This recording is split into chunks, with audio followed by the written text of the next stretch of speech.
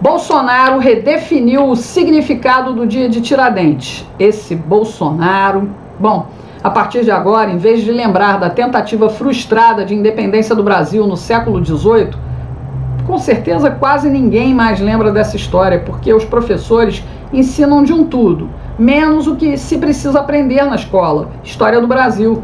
Enfim, como eu ia dizendo, o feriado subiu de nível. 21 de abril passa a ser conhecido como Dia da Graça. O presidente assinou um decreto que concede ao deputado federal Daniel Silveira graça constitucional. É assim que se chama o perdão jurídico dado a um condenado. O indulto presidencial saiu do forno menos de 24 horas depois do deputado ser julgado e condenado pelo STF, Supremo Tribunal Federal. Um julgamento que, segundo juristas renomados, é uma peça de ficção criada a partir da CPI das fake news, que terminou sem nenhuma conclusão, mas que deu munição para a sanha jurídica de Alexandre de Moraes e seus pares, que só pensam naquilo, derrubar o presidente Bolsonaro. Mas acho que o presidente joga sinuca, pois deu uma tacada de mestre. Viu aí?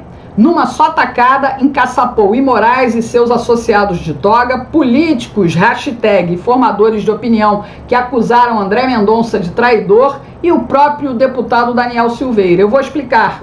Caçapa 1.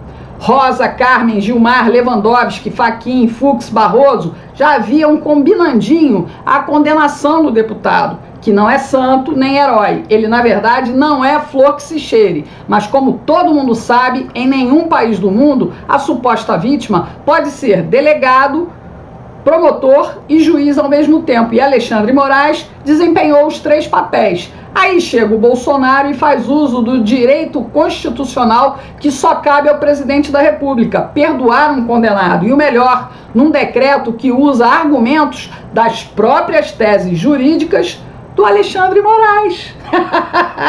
Esse Bolsonaro, caçapa 2. O presidente também deu um chega pra lá nos políticos e formadores de opinião hashtag que fizeram fila para achincalhar o ministro André Mendonça. Ele foi indicado há meses pelo presidente para ocupar uma cadeira no STF.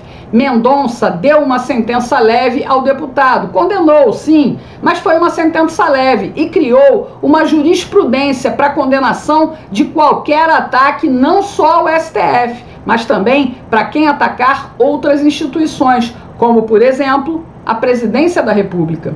Mas o povo chamou o ministro de covarde para baixo. Quem era o alvo? Quem era o alvo, pessoal? Bolsonaro. Como diz o Carlos, tem método. Caçapa 3. Nessa jogada, Bolsonaro resgatou o deputado federal que criou no último ano todo esse desgaste político para o governo. Daniel Silveira tem um histórico de insubordinação e problemas na PM do Rio de Janeiro. Mal foi eleito com um pouco mais de 31.700 votos, à sombra do Bolsonaro, o deputado federal criou confusão. Atacou os eleitores que cobraram explicações sobre uma viagem à China junto com outros deputados do PSL. Todos nós, parlamentares aqui na China, botamos a nossa cara a tapa para poder enfrentar sempre o sistema comunista que estava se implantando no Brasil, que você, idiota coletivo imbecil, que só acredita em uma fonte de um blog, que inventa uma e esvazia a semântica de um conteúdo que viemos buscar aqui, e você não falava nada com o governo do PT, com a Lula, com Lula, com a Dilma. O eufemismo não funciona com o brasileiro. O brasileiro parece que só funciona na porrada e o bandido na bala. Com atuação insignificante no Congresso, o mandato do deputado Dani China era obscuro, até que ele foi cooptado por Bob Cafa-Jefferson, o dono do PTB, com a promessa de uma candidatura ao Senado agora em 2022. Quando o presidente começava a agregar apoio de outros partidos para aprovar pautas importantes, derrotando inclusive Rodrigo Maia e elegendo Arthur Lira para presidir a Câmara dos Deputados, do nada o Daniel Silveira atacou o STF e o Alexandre de Moraes. Depois disso foi uma crise atrás da outra. Tudo para desestabilizar o presidente. Mesmo preso e com tornozeleira, Dani China continuou atacando o STF e Moraes.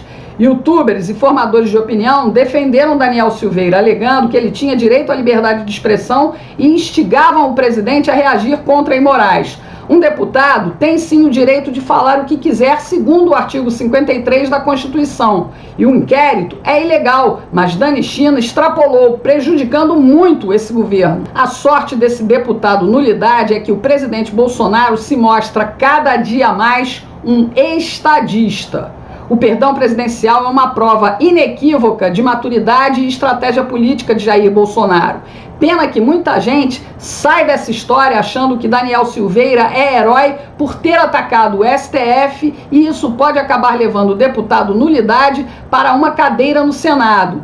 8 anos de mandato e o dobro de regalias. Ele será provavelmente um senador do PTB, mas por dever de honra vai ficar devendo essa ao presidente Bolsonaro. E se vacilar, já sabe que os brasileiros podem até não saber identificar os arrivistas da política, mas não perdoam os traidores do presidente Bolsonaro. Tacada de mestre.